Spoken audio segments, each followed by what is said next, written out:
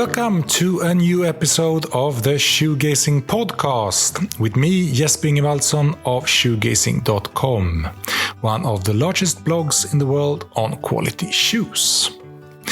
For episode 30, I sat down with Ben Robinson of Stitchdown. As you likely know, Shoegazing's focus on the site, podcast, events, etc. is on classic dress shoes. Well, Stitchdown is sort of the equivalent within the world of workwear boots or heritage boots or whatever you want to call it. In short, Ben knows a whole lot about boots and rugged footwear. So, apart from learning how Ben ended up in the shoe world and the journey with Stitchdown, we talked about the incredible boom that workwear boots has seen in recent years, the reason behind it and where it's going. We talked about why good quality footwear of all kinds will and need to continue to be popular, and much more. So enjoy your listen. All right, Ben Robinson of Stitchdown. Welcome to the Shoegazing podcast. Finally, the tables have turned. Yeah. Thank you so much for having me on. The cool thing is that we're sitting in the Stitchdown podcast studio at the moment, but we're doing a Shoegazing podcast, so it feels a bit mixed up. I feel perfectly comfortable. Yeah, so. Nice. It can be good for a change to answer questions instead of asking them, I can presume. I don't know how good at it I'm going to be. I'm not going to make any promises, but I'm game. This is an honor. We had you on a couple of years ago, probably exactly. At this point. That was an honor. So yeah, this is something that I'm really looking forward to. When you gave me the call, said I'm going to be in New York for the Super Trunk. Can I come up to your house? I said, yeah, I'm just going to, make sure that nobody's here. Yeah, I appreciate it. Just kind of being weird with shoes, which we just did before this. And yeah, I hope you like the boots. They seem like they fit. Yeah. Thanks a lot for those. And it was nice to see the collection. You have an even nicer shoe or boot shelf than I have. And much bigger, actually. How many pairs do you have? Oh, man. Let's call it maybe 60 of my own. Mm-hmm. I mean, because there's, some stuff that we've made. Those Chelsea boots made in Italy with Ron Ryder. Are you wearing them right now? No, I took them off. Switch back. I want to take photos of them when they're new, Okay, perfect. Before I wear them. So, so there's like some stock, which isn't mine, I think, which if you came down here, you'd be like, this guy definitely has way too many shoes, but actually I'm somebody who just probably has way too many shoes of my own. All right, let's talk boots and shoes. I know your interest in shoes actually started in sneakers. Can you tell me a bit about that? Yeah, so I don't know. I was kind of always afflicted, I guess, from a young age. Growing up, certainly in the States, basketball, NBA was a big thing. Michael Jordan, I was probably, 4 years old when he came into the league. And that set off really the entire sneaker culture that exists today. I mean, people still wear Chuck Taylors, but that's when everything really started to change. And love basketball, love playing in it. You gotta get basketball shoes. And for me, I wanted the cool ones, whatever was kind of cool to me. Play a lot of soccer growing up as well. So you had to have the good cleats. Football. The real football. Nice. Got to, speak to the audience here. Yeah. Play a lot of football and played American football first, but then ended up playing, American soccer after that. And you had to have, the Copas, the Adidas Copas, kangaroo leather.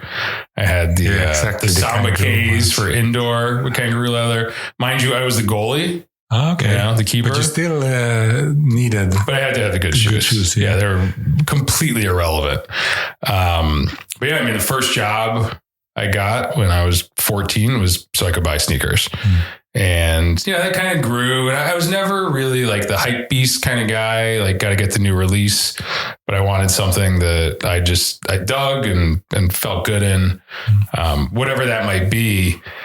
And so, at one point I was living in New York City, Lower East Side, in about a 350 square foot studio apartment. It was like basically the size of this room we're sitting in right now. And it was completely full of sneakers, just kind of stacked as high as they could go. And I wore them all, right? I didn't like keep them fresh or anything like that.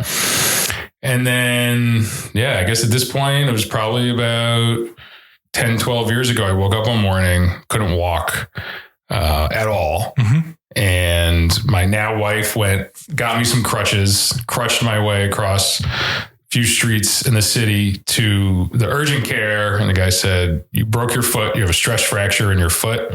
And it's because of these Vans or Jordans or whatever I was wearing that day. They were too soft or? They were too soft. They didn't offer enough support. I was a bunch heavier. He said, lose a bunch of weight, which luckily I also listened to. But he said, get yourself some real shoes or boots. Just figure it out. And I started doing some research, found the Goodyear Welt subreddit. Knew about Red Wing, but didn't really know everything about Red Wing. And right around that time is when the Red Wing heritage stuff started to launch. And so my first pair was a pair of Thorogoods because they were cheaper than Red Wings. Yeah. I still have them to this day. Use them as my work boots. Initially, those were all I wore. Loved them. They fit great. Immediately, you realize that something is different about these. And I started getting really interested in, how they were put together and, that initial promise of you can resole them and repair them. And this is the last pair that you'll ever need, which doesn't always end up being the case, at least in my instance. But that really kind of drew me in. Right. And so then I did get some Red Wings, saved up for those. But when I saw those Thorogoods on the shelf, they also had Aldens. Yeah. They had Alden Indies and some plain toe boots. And it was at Molded Shoe in New York City, one of the great weird shoe stores in the world. I love it. It's an incredible place. But they had these Aldens on the shelf and I, turn it over. The price isn't what they are now, obviously. And I was still like, oh gosh, like where's this all going? I'm going to need some of these at some point, but not today. We're getting the Thorogoods and we're going to take our time. And, just kind of got me. I think I had 2 pairs of Red Wing Iron Rangers and then finally got a first pair of Alden Indies and wore them out of the store, Alden Madison in New York. And that was it. It was kind of on, but it wasn't about, accumulation, right? It was about figuring out, I need this pair of Danners to walk the dog, right? Any kind of conditions. They got Gore-Tex and, really kind of need based and something that you're wearing these things 2, 3, 4 times a week, walking 6 miles a day. You really start to connect with them, right? In this way. And, that was kind of how it went for me. It's not like the most original story, but it's one that, I'm happy happened and, kind of led me to what I'm doing today every day, which is, helping other people understand, a certain sector of the incredible world of great footwear. And I've always kind of been lucky enough, especially after you responded to that first DM or whatever. Thank you. As somebody that I really respected to, kind of hopefully see us as some sort of counterparts to somewhat different but very overlapping worlds of shoes. Exactly. And we've interested in what? We've always been sort of in touch and helping each other out, and we both want the same thing, I guess. That people should wear proper footwear. Basically. And that's it, right? And like, why do they want to? Why do they want to spend more for something that, compared to a pair of sneakers, the first time that they put them on, they're going to say these aren't as comfortable? Well, if you don't understand everything kind of about them and behind them and what they can be, you're not going to, right? It's not just because they look cool. I think that's, for a lot of people, that's pretty essential.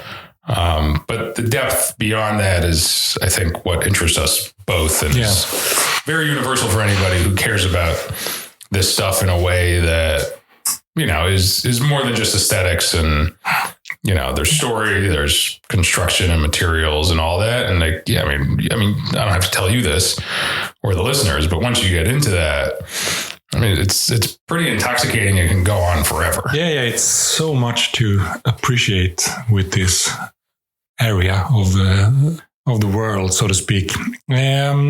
So why did you then decide to launch Stitchdown? Well, I had one job for 10 years in media. So I went to journalism school. That's all I know how to do. I'm incapable of doing basically any other thing, normal job. And then I had another job that lasted for about a year. It was kind of in harder news than I was active in before. Thought that I wanted that. Realized that I didn't love it as much as I wanted to, at least not every day. And, the previous job was far more lifestyle. It was, restaurants and travel and nothing serious, right? Like nothing that's going to change the world. But I liked it, and it was fulfilling in its own way. And I wasn't really as fulfilled by the harder news stuff in the manner that I kind of thought and hoped that I would be.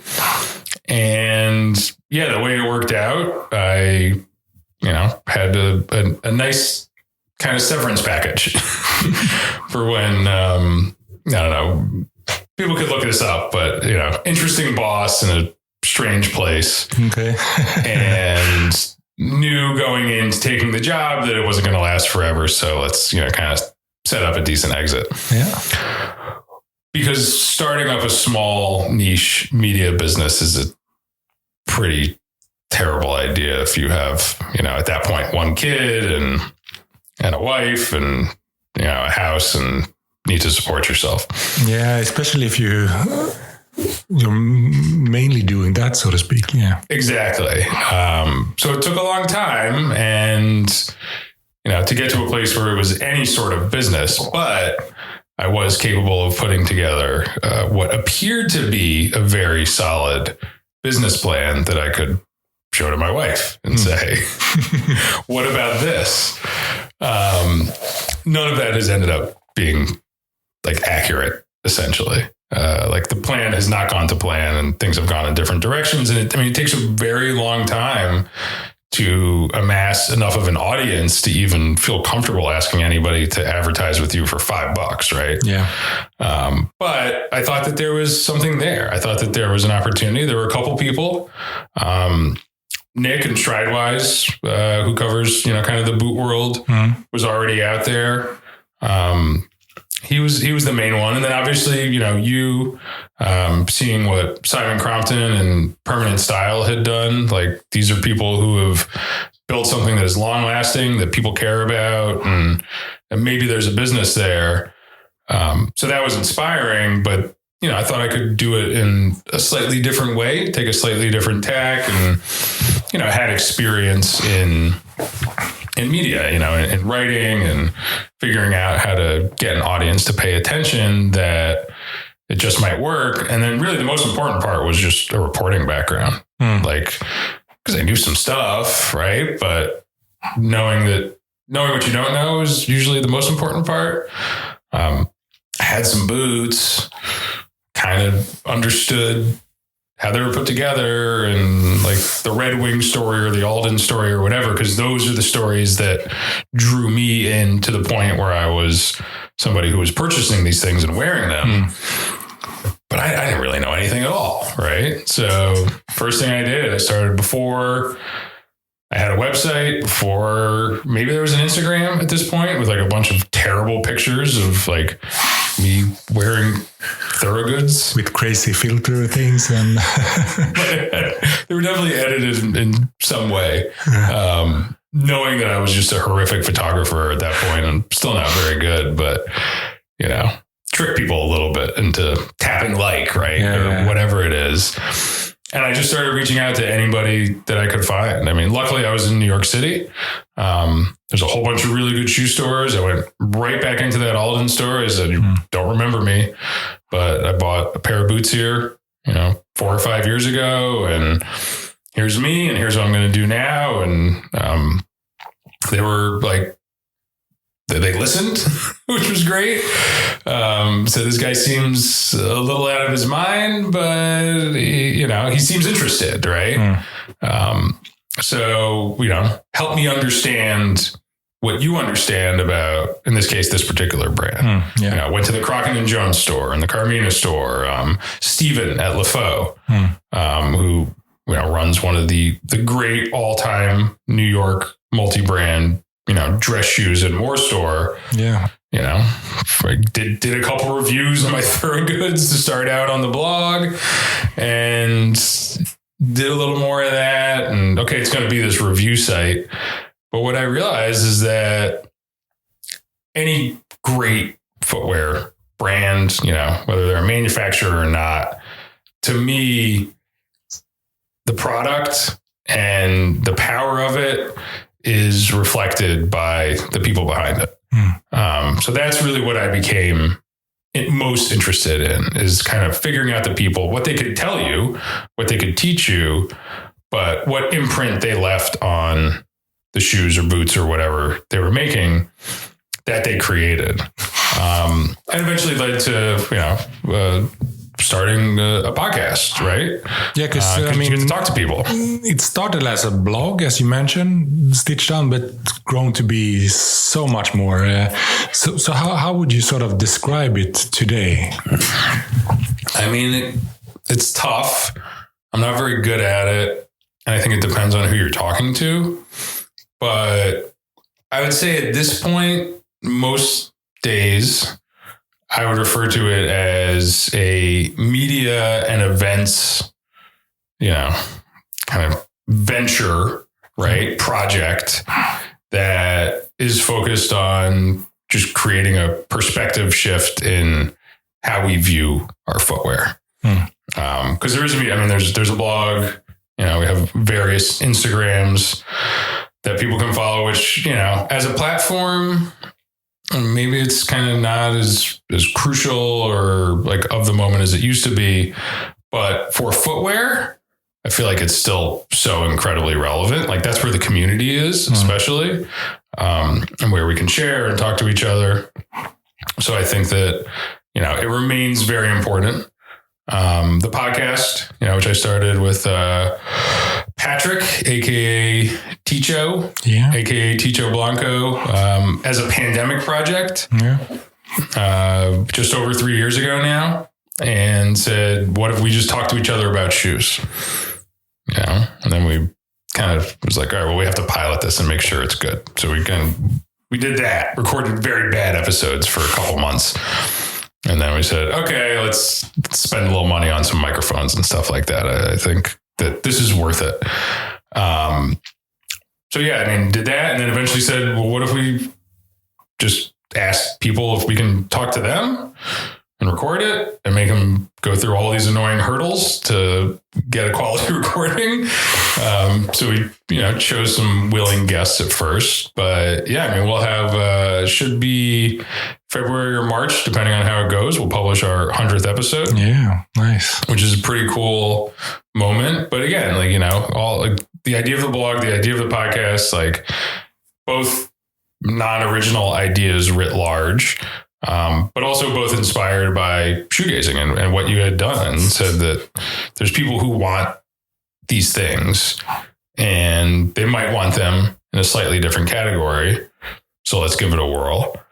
Then before the podcast, we also kind of formed a community, right? And there's an existing community.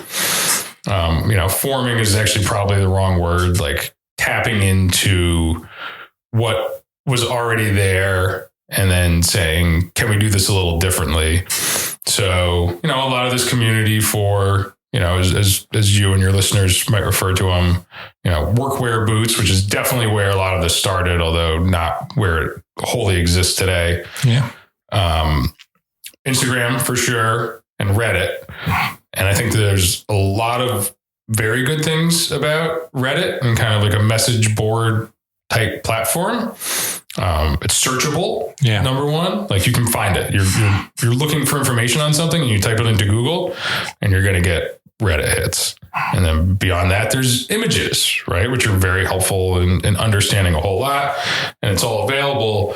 But the conversation is choppy, is maybe a nice way to put it. Like you post, and then maybe somebody responds to your post, or maybe somebody else writes a different post, and you're refreshing the page, and you can get an alert on it, but it's not fluid. It's not a discussion in that sense, in most cases, at least. At its best, it can be, but it's a lot of work to create and participate in, I think. Yeah. So I had this Discord, and I called it the Stitchdown Discord. And then I was like thinking about how people communicate online, right? And the best way to do it for purposes that maybe, I mean, the obvious purpose is to talk about shoes. But for reasons that like I kind of had suspicions about, but wasn't totally sure of, I think this might work for, more people. And so, we kind of started inviting people in, right? And like from the beginning said, what if this could be part of a business? Because every single day, but especially back then, it's like, if I can figure out some kind of business around this, I get to keep doing it. Yeah, because you have sort of a subscription thing for the Stitchdown Discord, which still, despite this, or what you would say, is huge today. How many users are there on the Discord now? So we have about. I haven't checked in. We can talk a bit about the Thunderdome, Patina Thunderdome contest, which kind of powers it. Yeah, of course. At least somewhat in a way. But there's been a huge rush of people because it just started. But it's about 12 or 1,300 active members, which is more than I thought that would be sustainable. But how important would you say that the Discord is for the, as I say it now, to just make it simple, workwear boot community? I think it's huge. I think it allowed people to talk about it at a different level of depth than was available, and just in a different way. And some of that is cultural, but some of it I think is platform based. That kind of staccato conversation on Reddit, like great for information, not as good for conversation. You want to go deeper into something when you're having a good conversation with a person or a number of people. And one other part of the Stitchdown universe is the Patina Thunderdome, as you call it, or it should have this reverb thing now. Yeah, exactly. Which is a contest. And for those who don't know, what is it? Yeah, so this is another one that sprung 100% from the community. Yeah. So I was talking with one of the earliest members of our Discord community, Tim, at Titletown Goods on Instagram. He's also a fabulous leather worker, lives up in Green Bay, Wisconsin. And he's like, what if we did a contest? I was like, okay. He's like, we get some prizes and people they wear their boots and somehow it all works out. The Indigo Invitational, which is the denim wearing contest. Oh, yeah. Run by my friends Brian and Thomas, already existed. Like, well, what if we could do this for boots? It's like, people are doing this, like they're wearing those pants and they're posting pictures. Can we do it too? And yeah, I think that first year was probably like 350 people participated. And what you do is basically wear a pair of boots or shoes for 6 or 7 months. First year was 7 months for no good reason. Subsequent to it's been 6. So you pick a pair, they have to be new. And the whole idea is that 1, these things were made to be worn. That's not always happening enough, because especially after you get into this as a hobby, the accumulation can kind of begin. Yeah, we'll talk more about that later. Yeah, we can get to that. But like that promise of resolability doesn't even exist, because you're not burning through these things. So what if we wore them? And, you know, great boots, not exclusively boots in the contest, especially this year. I'd love to see the diversity in there. The second year pair of boots finished 5th, not boots. So that's great, but largely boots. They look better when they're worn, right? That's kind of how they're designed. They were built to withstand it. And they just look really cool when they're all beat up. So what if we kind of track that, right? And, you know, kind of let people see into the future too. Like there was a purpose behind it, that you can understand how a certain leather ages or a certain pattern from a certain maker just evolves over that time. So you take pictures once a month and you submit them, and then you get to stay in the contest. And at the end, we assembled a team of judges, which is the same, basically. I mean, we've added a couple, but that core group of judges sits down at the end. And I mean, the first 2 years, it was like just the night of judging. Probably started at like 6:00 and went till about 3 a.m. and got through most of it, and then had some follow-ups in the subsequent days, because everybody's like, who won? Yeah. So God bless those judges, and esteemed judges. And that was the whole thing. And then like people won prizes and talked about who placed well, and, you know, for the most part, didn't get too upset if they didn't. I love the fact that you can use contests to boost interest for really specific areas, and they can be as weird as you like. And it's not normal. But what comments do you get from people outside of this area, so to speak, when you mention this contest? It's easier to explain the whole thing than it is the contest. What do you do? Well, you know, I'm in media. Okay, was it? Okay, shoes. Like, all right. The contest, they're like, you're insane. There's nothing that makes sense about this. And then you tell them, well, you know, somebody won a trip to Japan last year. They're like, what? And then they're suddenly paying attention. Like it kind of becomes more real, like even exteriorly, just from having all this fantastic sponsorship. Like it validates the whole thing. And then you can pull out the app, you show them. Again, they still think it's a little odd most of the time. Like most of my friends aren't signing up for this thing.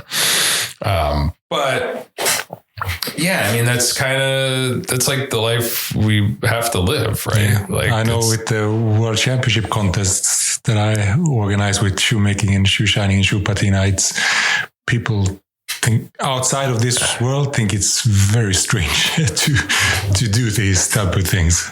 Well, whenever I tell anybody about that, especially, you know, going over to London, you know, earlier this year, and just, I mean, everybody was going to hear about that from me, that I got to go see this. That was the one that they understood very easily. And the shoe shining too. Yeah. Like, whoa, that's got to be pretty cool. Yeah, yeah. It's like, oh yeah, just the best shoemakers in the world putting together shoes. Like, and then they're judged and they're absolutely beautiful. Like that's a little more comprehensible to people. Yeah, I guess it's it's still very nerdy, but more understandable, I guess. Right. But yeah, you know, you just kind of do it, right? Like, because enough people do care and do get it. And if we can grow that, I mean, this whole thing is very mission driven, right? Like, again, I'm trying to build a business around it so I can continue to do it. But this industry is not guaranteed to persist in a meaningful way unless people care. Yeah. Everybody's going to be wearing shoes, but almost nobody wears these kind of shoes. How can you grow that incrementally? I mean, that has a major, major impact on the overall industry, because if there's demand, people tend to produce products that can fulfill that demand. Yeah, exactly. Yeah, let's move to talk around the so-called workwear boots et al. Sphere a bit more in general then. So if we look back in time, when did this type of footwear sort of move over from their utilitarian areas and be on the feet of regular people to a larger degree, would you say? Yeah. So we mentioned kind of the beginning of like Red Wing heritage, especially over in Japan, which was about 14, 15 years ago.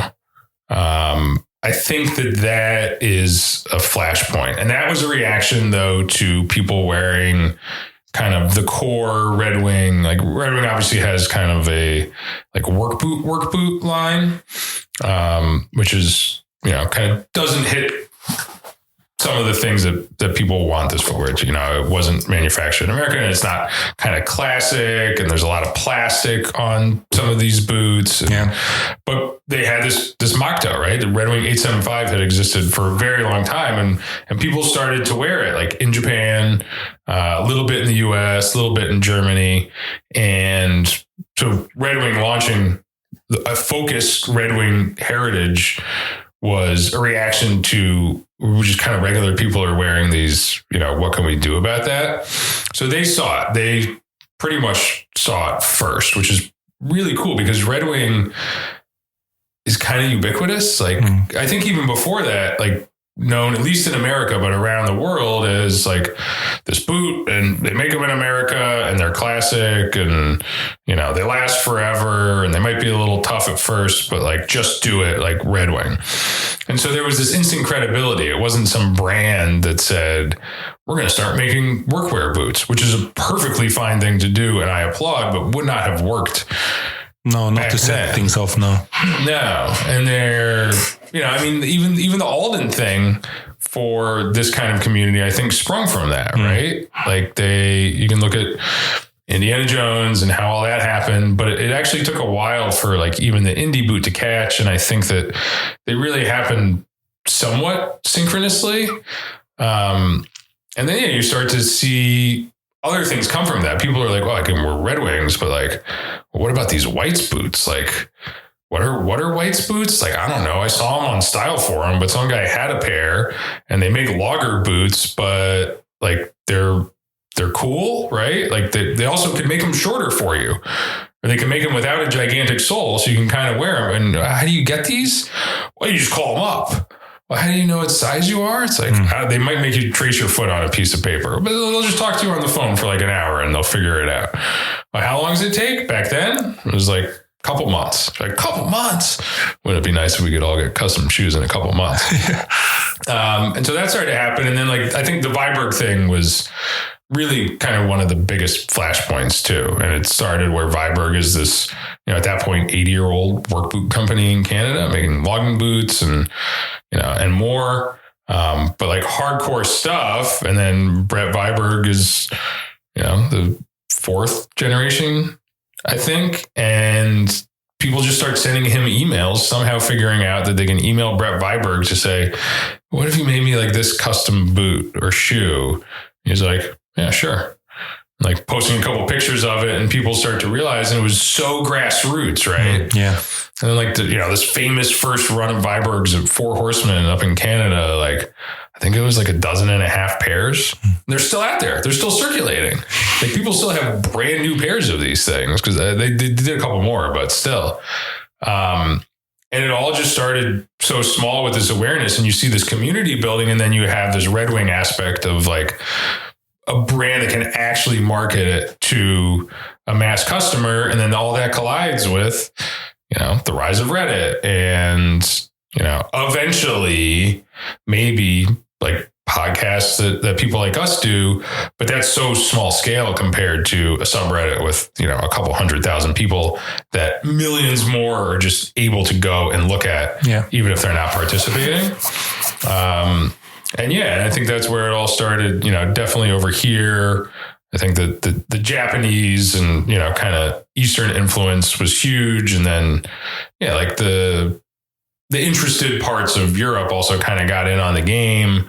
People start learning about selvage denim around this time. Yeah, because it's sort of part of this sort of culture thing with denim, workwear boots, small scale breweries. And there's some sort of like community subculture around these topics.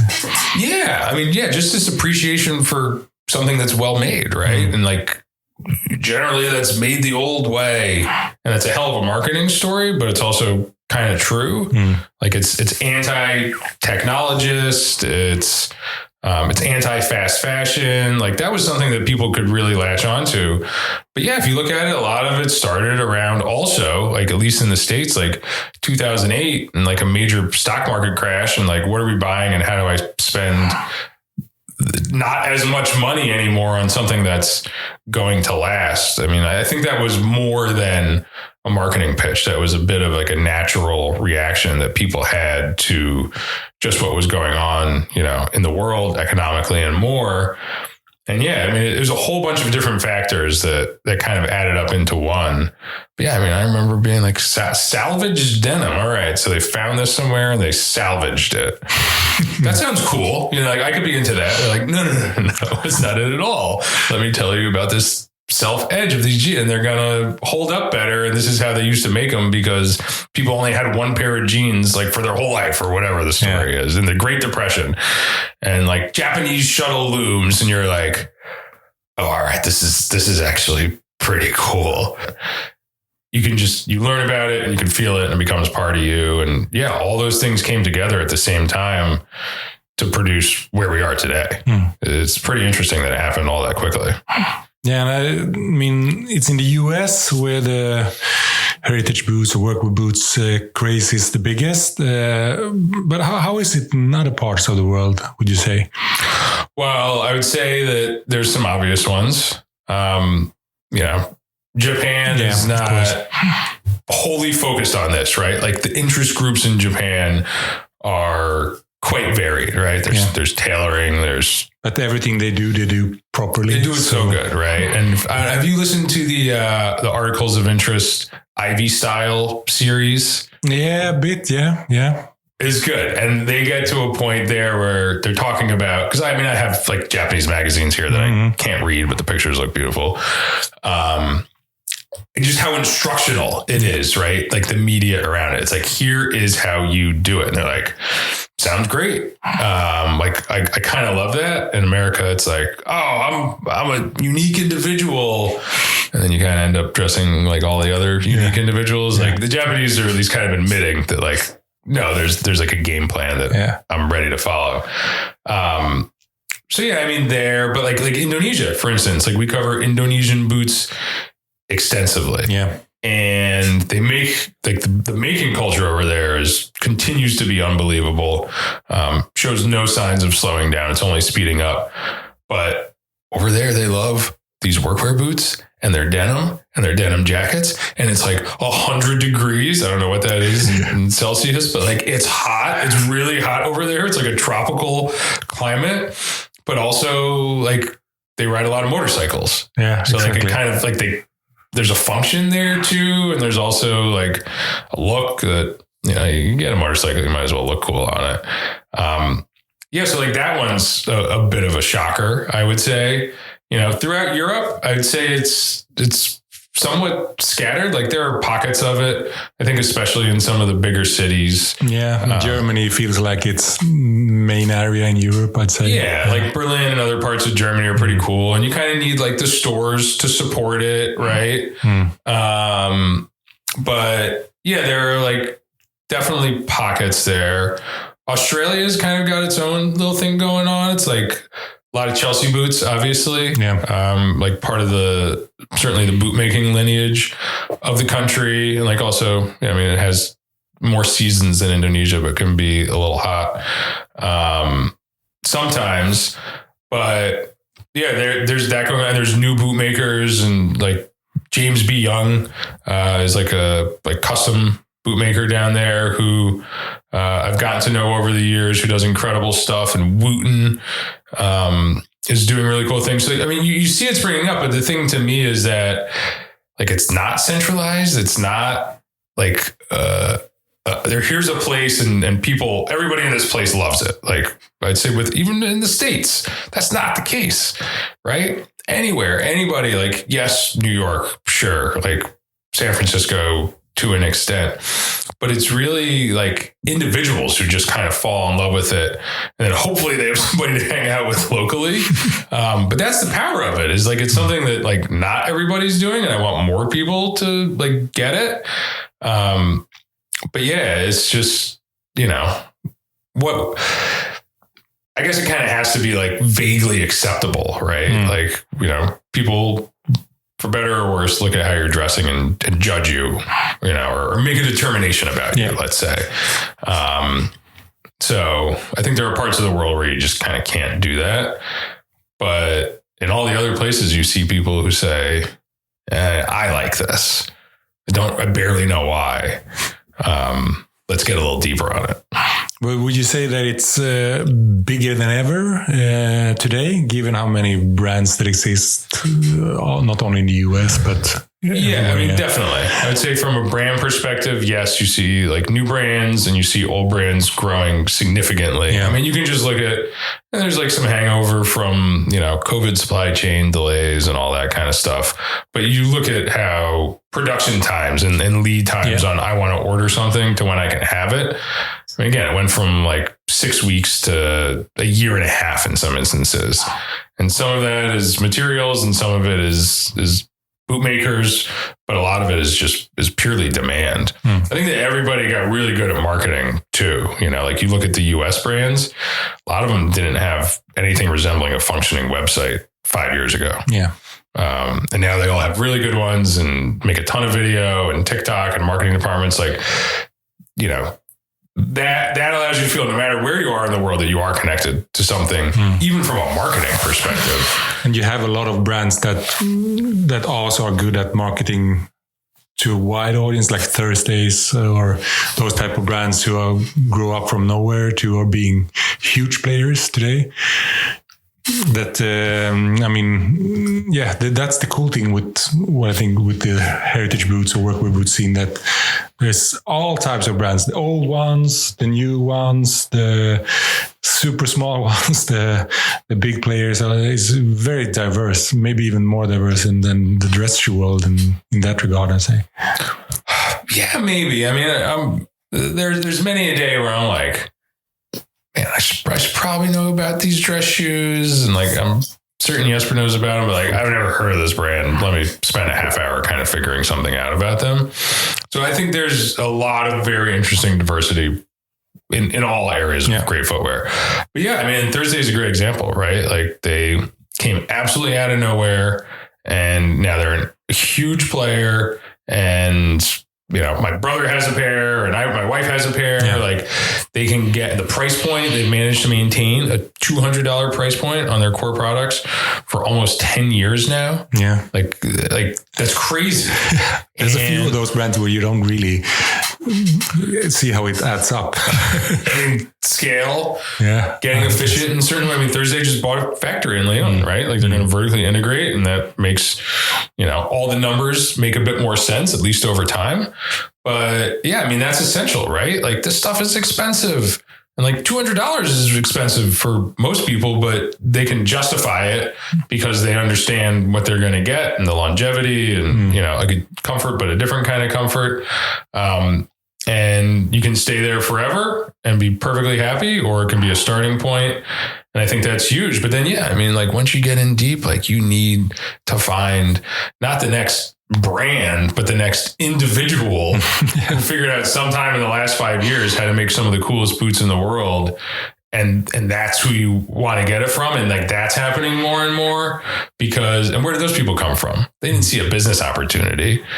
They were really into shoes and boots, and they watched some YouTube videos on repair or how they were made. And then they started doing it themselves. And then lo and behold, they're amazing at it. Like, that's incredible to me, you know, like it's a very, very different side of the industry than big brands and somebody who's been around forever. But that's like, what could be more true passion driven than that? They're good. Yeah. And, but do you think regular people, so to speak, the Smiths, do you understand the difference between a cheap pair of cemented boots or proper stitch ones? Since, to be frank, nowadays, the marketing of all types of stuff is sort of the same. How do you see this? It can get a little muddled, right? Like anybody can market to a wide audience, a targeted audience of somebody who's specifically searching for, boots, best boots, handmade boots that tell you, how many steps are in their process, right? Like that's always one of the big ones. It's like, well, yeah, I mean, there's a lot of steps to like make anything. Like where nobody ever lists out all the steps. So I think it can be tough. I think that one of the things that I like is, and I didn't always used to feel this way. Like, I don't know that Blundstone really markets this way. And obviously it's not a Goodyear welted product. And I was like anti-Blundstone for a while, right? It's like, like even my wife's Blundstones. But they're actually pretty good. And they get people into something that they wouldn't have before. And they might get addicted to like Blundstone comfort, which is very different than, Goodyear welted comfort. But like there are definitely brands that can mass market and sell something that isn't really as good that you can get for a similar price. And that can be a little tough to discern without education. But I think on the whole, especially a lot of these bigger players like Thursday, like Blundstone, they're doing something very right, even if it's in their own way, let's say. And that's good because then you have somebody who's really satisfied with a purchase that they might not have made before and starts to understand just why it's fun and cool and interesting, even if they don't need to dive into everything. And that supports, obviously those manufacturers, but also just like the industry, right? Like the leather industry and the outsole industry and preserving welting, construction techniques and knowledge within those and all that. Yeah. But like, I would recommend, I don't think anybody listening to this needs to hear this, that if you do want to go out and maybe spend a little more money or get something different than you have before, to just not make a snap decision, right? To ask around, to do some research. It's not that hard to find at least a solid starting point of information. If we sort of compare with the dress shoe world, which I come from, we sort of had a peak, at least in the West, maybe like 5-7 years ago or so, when classic menswear was more in vogue for a wider audience. Now people dress more casual in general, of course, and hence dress shoes are a bit more niche. But how do you think this will develop for the workwear boot scene? I mean, in some ways it's tough to say. In some ways it's easy to say people who loved wearing great dress shoes are people who, once you start appreciating great footwear, you can't really go back. That's one of the that's what I hope, at least. That's one of the nice things about it. But it can be in different forms, right? So I think there were people who had their office job and loved their beautiful Oxfords and don't need that anymore, and then maybe got something in between, and then maybe they're wearing, a pair of whites or Knicks or Wescos or whatever, right? Like that's very natural. Like that's a very natural evolution. So to say that, kind of people are shifting over from classic dress shoes to workwear because they're shoe lovers explains a bit of that. Where does it go? Well, I think again that anybody who loves shoes and maybe I do think that people kind of have waves in terms of collecting, right? Like some people are going to remain collectors forever. Some are going to say, this is costing a lot of money, I can't do this. And someone will say like, you know what, I changed and I really love, these 5 pairs of shoes and I think I can wear them every day, all the time. So I think it'll be interesting to keep an eye on that because the whole thing isn't based on collecting, you know, like at all. But you do look at, just the marketing power of a Thursday or a Red Wing, like they're not going to slow down. And if Thursday's maintaining their incredible price point by making up for it with volume and other things, but definitely volume, well, they're not going to be like, I think we're good here. Like they're built differently than an Alden, which is like, they want to sell more shoes too, but that's it seems like secondary to them in some way, as like an old company that does things differently and says, if people want shoes, we'll certainly make them for you.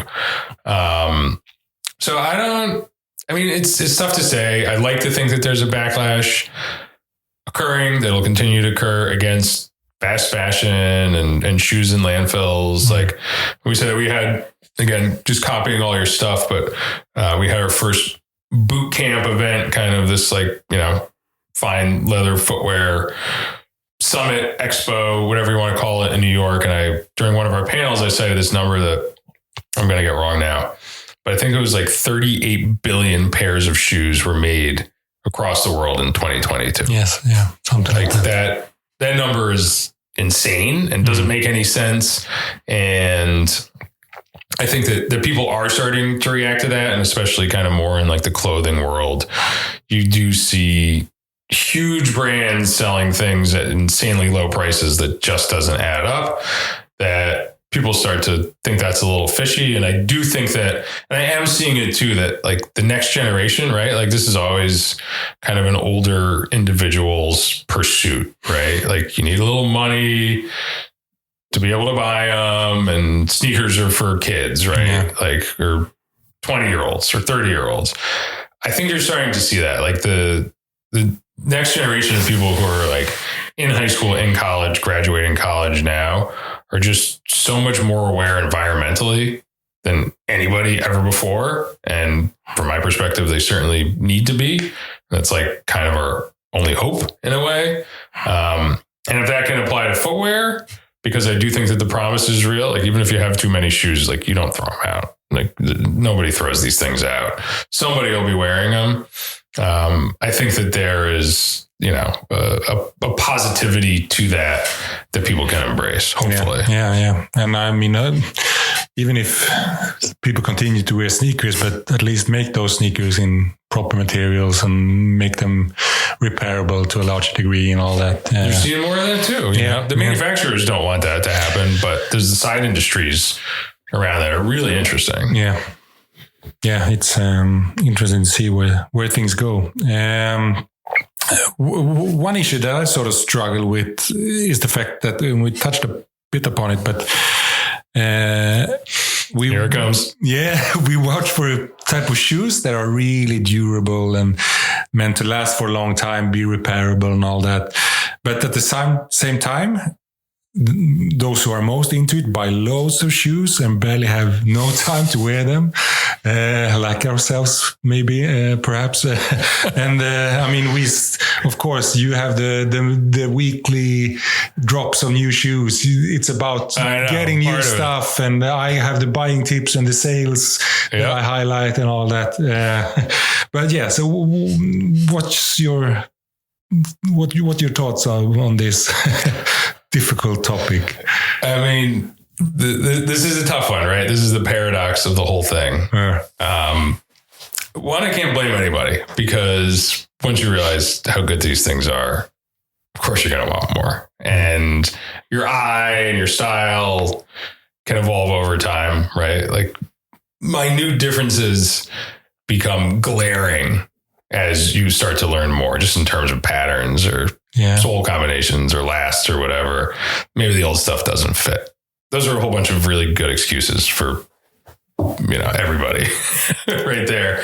But yeah, I mean, thinking about that and how does it not just turn into this consumptive thing, I think there's even a paradox in what both of us do, with kind of our weekly roundups, right? Which aren't really like buy, although they can certainly be interpreted as such. It's more, we're going to save you the time because you're interested in this and let's go.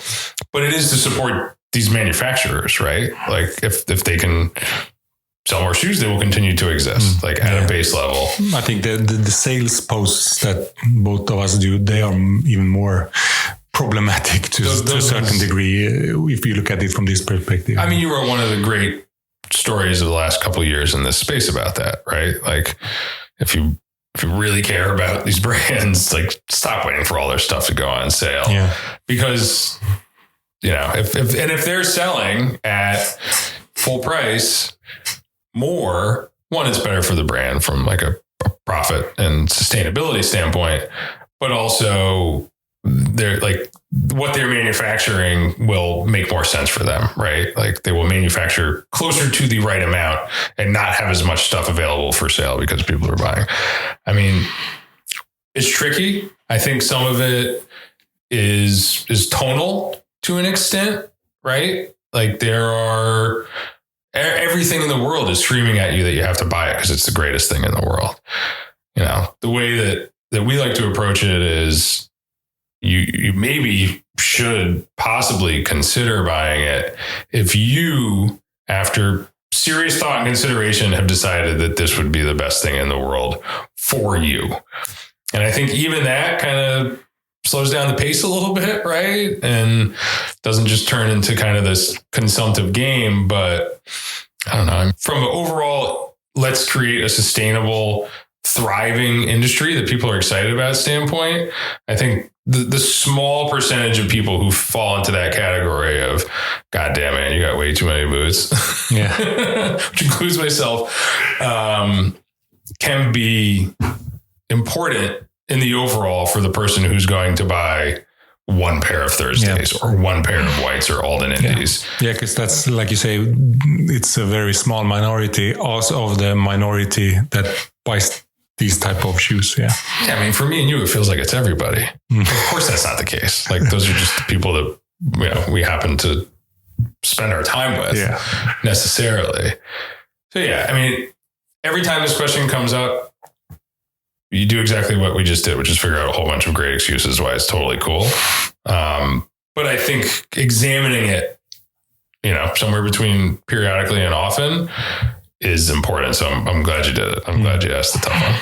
And also in the boot world, to be frank, also the Patina Thunderdome in a way, you have that. I have a feeling that people sort of wear their boots extra hard to make them look used and all that. Do you agree with this? And do you see a problem? If so, there's been some instances of accusations made in the past of exactly that. And I think it's rare. I think from the beginning, and this is why it kind of has to be community based and people have to be like a little tuned in to the spirit of the contest, is you don't destroy them. It is wear and care. It is an antidote to collecting too many boots and never wearing them. Like, let's actually do it. Let's actually use this pair. But nobody who has ever thoroughly trashed a pair of boots has won. And now, you know, we have 2 contests and 2 results out there. Everybody kind of gets that. So you know that you're not going to win if that's what you're looking to do, which is really the only reason that you would mistakenly think you were going to win by trashing your boots.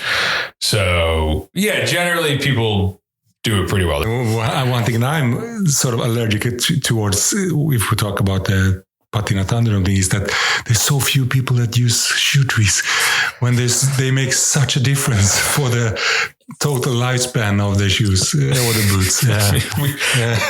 I come from a sort of different perspective, I guess, but for me it's like, no, you destroy them, put in shoe trees. When did you start talking more about shoe trees? I mean, before we started taping, they were looking at all these shoes down here and you were talking about, you know, something that you have coming up is going to have like a structured toe in it for a boot.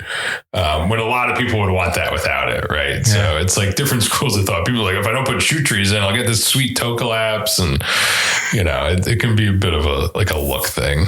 But again, like they are built differently, right? There's a ton of similarities and just fundamental connection between great dress shoes and great workwear boots, but the materials, everything, they are built a little differently. Like they're meant to take it. They're built to take it. Yeah, but at the same time, it's still leather that creases. And if you reduce the creases, it will last longer. You're right. You're not wrong. But yeah. Like there is, again, these pair of boots from a couple of years ago. They're beautiful. It was like this old, beautiful dress shoe patina. I'm pretty sure Steven was treeing them and like, I loved it. Judges picked that one and people were like, what's with this? I'm like, no, like learn something from this. Like, this is cool. I want more of that. Beautiful. Yeah. Okay. Talked for a long time. I'm going to wrap this up. But final question: Where do you see the boot scene, the workwear boot scene, the heritage boot scene, or whatever you want to call it? Where do you see it go the coming years? Again, it's tough to say. Like to me, it shows no signs of slowing down unless there's like an actual kind of recession, right? And that's just from a pure business, like sales numbers standpoint. I think that there's very little reason to believe that people who are already interested in it are going to become less interested in it. And I think that, and I use this in a positive sense, like these very impressive marketing machines that especially a number of the US brands have developed they're good at it. Right. And even one of the signs that I have for the whole scene, right, for like Your World, Mine, which are kind of the same and everything in between, is you look at these cobbler videos on TikTok, and Jim McFarland has like 5 million views on TikTok, and there's something wonderful about them. There's something soothing. There's, the creation of it all. This shoe is destroyed. Like these are the most popular ones. Too. Yeah, the before and after. Look at this ones. destroyed shoe. Look at it now. Oh my God, look at it now. Now we'll show you everything in between, and it's all happening in like 90 seconds. Like, does that give you a full picture? No, but it lets people understand that this is possible. And it's very easy to understand that it's not possible with a pair of Jordans. Like, I mean, it kind of is, but like way more difficult. And I think that those things alone, like there is this kind of just fundamental human interest in the fact that something that was destroyed can now be not destroyed. And it's the same thing. And obviously everybody understands what shoes are. And on kind of the earlier waves of any of this, that stuff didn't exist. It was all way more low stakes, style form, hit forward, like next page 4 times before you even see a picture. Like it's just people talking. And now the entire world can be exposed to that and that kind of, the craftsmanship of it and like the potential of it. And, it doesn't work on everybody, but I think that that's the thing that will propel it just in the overall of, let's get real deep here, human consciousness further. And like, hopefully in like some level of an unstoppable way, that I think bodes well, and there's a whole business behind it that the more pressure that's put on it, the more it stresses. And the world's changing in terms of like leather availability and parts. And that's a whole nother podcast.